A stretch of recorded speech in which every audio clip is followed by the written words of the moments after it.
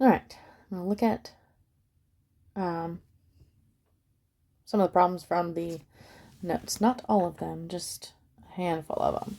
So, this is like the foolproof method on how to graph them. So we have 3 halves cosecant x.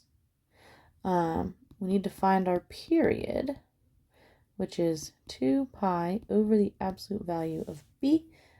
B is 1, so our period is 2 pi.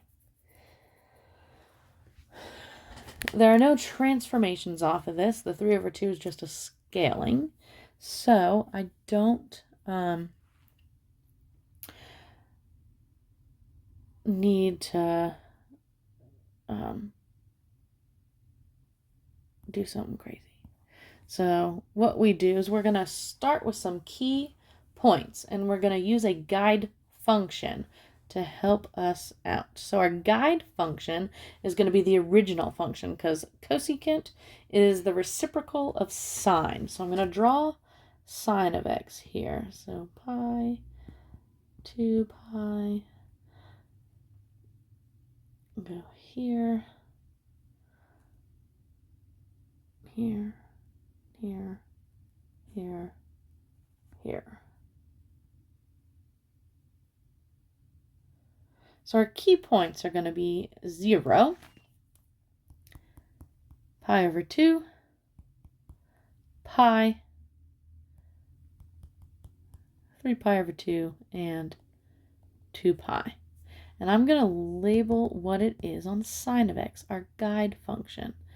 So 0, 1, 0, -1, 0. The only transformation I have on this function is a scaling of the y by 3 over 2. So I'm going to change it. Oops. And I'm going to scale that y value. So 0 times 3 over 2 is still just 0. This becomes 3 over 2, 0, negative 3 over 2, and 0. Now, anytime there's a 0, we are going to have vertical asymptotes. Oops. Because in the reciprocal, for sine, it would be flipped and have 1 over 0, which is undefined. So I'm going to do this all in a different color here. So, at an x value of 0, we have a vertical asymptote. At pi over 2, we have a value of 3 over 2. This is 1. If that's 2, 3 over 2 is here.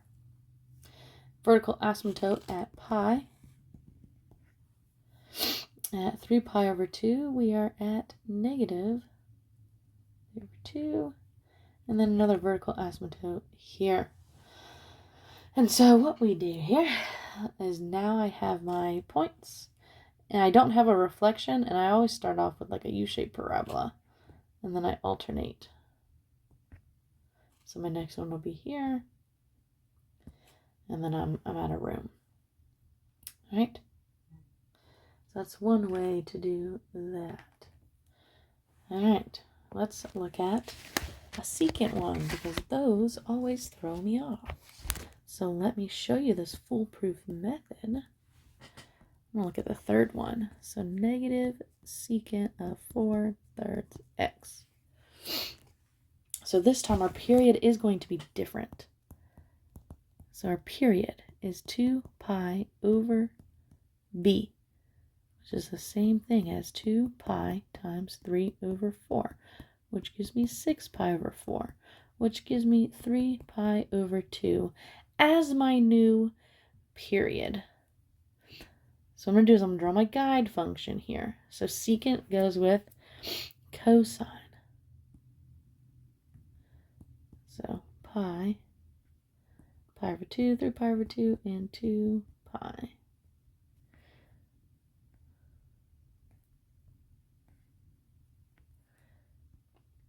So cosine looks something like this, okay? So my key points,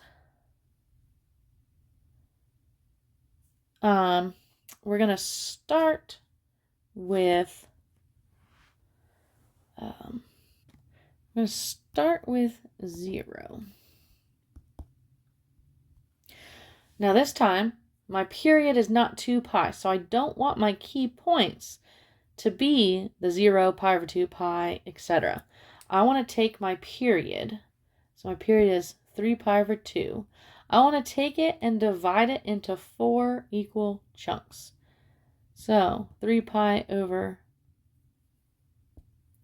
2 divided by 4 is the same thing as multiplying by 1/4. So each little chunk, I'm going to have 3 pi over 8. So 3 pi over 8, 6 pi over 8, 9 pi over 8, and 12 pi over 8. Now I am going to go in a different color and reduce some down. So if I divide that by 2, that's really 3 pi over 4. And that is, we can divide that by 4. So 3 pi over 2, which we should be ending where our period is, because we started at 0. Okay?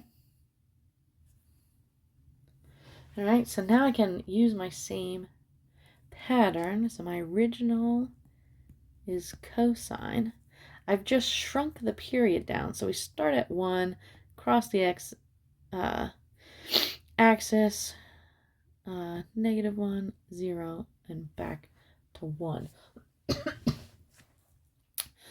But what I'm going to do is I'm going to apply the transformations. So the transformations,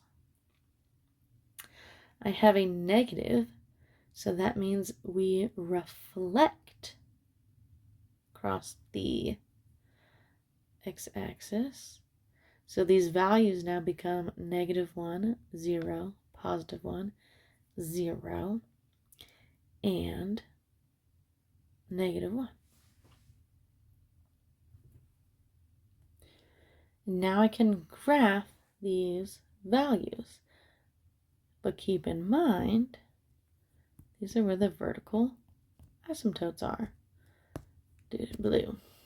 So 0, -1, 3 pi over 8, vertical asymptote. I'm going to graph the good points. 6 pi over 8 is really 3 pi over 4, which is going to be here. At 1. I'm going to move this out of my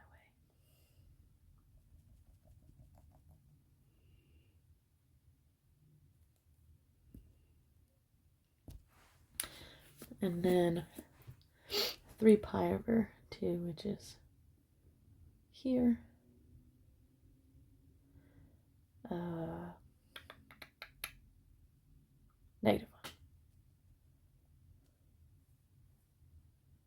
And then I just need to do the vertical asymptotes. And because both of these have a denominator of 8, I'm going to kind of draw them out. So this is 8 pi over 8. This is pi over 2, which is 4 pi over 8. So 1, 2, 3, 4, 5, 6, 7, 8, 9. So that is about where 9 pi over 8 is. So 3 pi over 8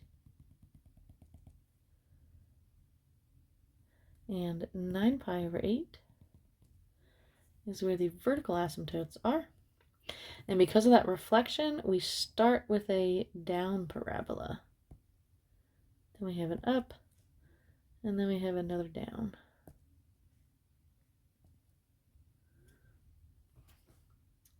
Okay?